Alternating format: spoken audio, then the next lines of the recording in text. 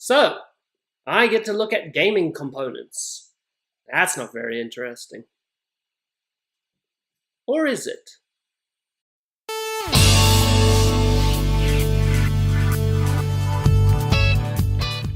Board games have been around a long time. Mesopotamians were using dice as early as 5000 BC. Egyptians had their own game Senet, which is mentioned in the Book of the Dead, and the Persians were playing the royal game of at about 3000 BC. The longest running game with consistent rules is backgammon, with claims it was played from 2000 BC on. And yet, despite literally millennia worth of development time, there aren't really many innovations in the components games use. In general, they can be divided into 4 segments: dice, counters, tokens and pieces, cards, and boards and tiles. But there are some designers who have fascinating ideas about the parts these bits play in their games, and have made something special by challenging the way we expect components to be used. Dice have always served one consistent purpose: add randomness. Dave went into detail last time about how much dice hate him, or at least how we like to play that up, but as he said, he does roll well. Occasionally. And completely average most of the time. Of course, it's out of his control, out of all our control. You can't get better at rolling dice, but you can learn probabilities and make decisions based on them, which is a fine skill. Most mechanics in games these days with rolling dice revolve around that concept. Measure up the chances of success and see if they pay off. Games like Lords of Vegas, one of my favourite rollers, is based completely around this concept. With a lucky roll, you may become owner of the largest casino on the block, but the savvy player will ensure he has more dice to roll to increase his chances. It's big risk, big reward stuff that keeps the game exciting, whereas most other games try to find a way to balance out that lucky 6 factor. A game that flips this on its head is Roll Player, a dice drafting game where you're trying to get the pits on your dice to match scores. Unlike other games where you roll and that's that, Roll Player has a multitude of ways that you can affect the face of the die, from re-rolling, to switching to the opposite face, to straight increase and decrease functions, to having cards that give you more victory points if your scores are below a certain number. The dice are randomly rolled before the draft, so you might get stuck with a 2, but that doesn't matter. The designers took dice, and rather than make them support the mechanics, they made the mechanics support the dice. And it's fun! A real brain strainer to try and get the points you need. Moving on to tokens, counters, pieces, pawns, meeples, whatever you want to call them, they're simply there to represent something. Be that points, a location, a character, or a treasure.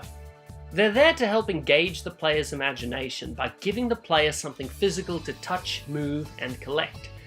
But aside from that representative factor, they're not really good for much. Or so I thought until I played Thebes. You win Thebes by collecting treasure tokens that are worth victory points. Same old, same old. But rather than just give you the tokens for completing objectives like other games, it essentially makes a lottery out of getting them, where you have to sacrifice the game's other resource, time, to increase your chances of getting the draw. It's a heart-pounding experience that can end in tears if you draw the blank tokens that are intermixed instead of getting anything useful. Once again, rather than using them just for representation, the designers made how you get the tokens a focus of the game. Now for the component that has probably seen the most change over the course of tabletop development. Cards have come a long way from suits and numbers. These days, cards can represent anything from abilities to weapons to actual characters themselves. Without a doubt, they're the most flexible of the component types, probably due to the fact that a card can be and do pretty much anything as long as you describe it with words or pictures. And yet, developments in cards just keep coming. Just when you think they've come as far as they can, along comes Magic the Gathering, with ideas of cards that can become new cards by flipping them to the back. Big deal, you might think, until you realise that, until then, the back of the card was a no-go zone. How else were you supposed to keep your card hidden? Of course, the use of sleeves is mandatory, but I imagine the developers knew that most players used sleeves anyway. They also introduced us to cards that were 2 cards in one, or became a different card by turning it 180 degrees. And then along came Gloom and Mystic Veil. Both these games work by stacking transparent cards one over the other to create ever-increasing, or in Gloom's case, decreasing, effects. Once again, a case of taking a component from a game and thinking what else you can do with it. I think it's also important to note how cards are changing in the digital sphere. Games like Hex or Hearthstone have cards that can pull creatures or effects out of thin air rather than being restricted to a physical card presence. Will this affect tabletop gaming? We'll see.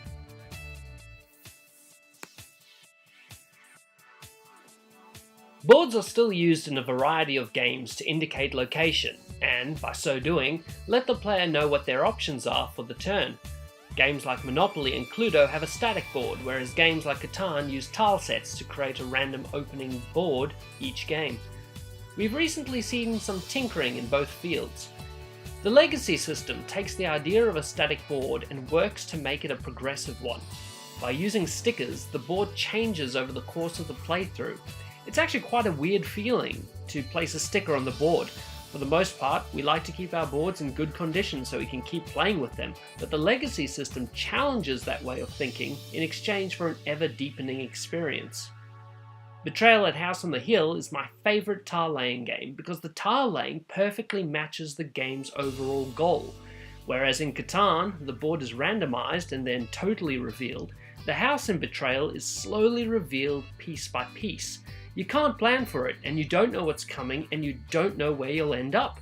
Perfect for the horror setting the game is going for. It helps keep the game fresh because the myriad random elements, including the way the house ends up being set up, result in a fresh experience each time, even when you've played the scenario before. I also find that Tsuro and Lanterns, despite being extremely simple games, also benefit from this unknown element and can result in fantastic surprise plays. Now, just before I go, I'd like to put out a question to Dave. You see, a topic that's really close to me is how the digital space and the tabletop space are coming together, and I want to hear his thoughts on how the digital evolutions that are happening are going to affect tabletop gaming as we know it. If you can think of another game that uses its components in a really interesting way, feel free to write it down in the comments below and get that conversation started. Also be sure to click the like button and subscribe, and check us out on Instagram. Until next time, I've been Ricky Sherwood, and thank you so much for watching. See ya.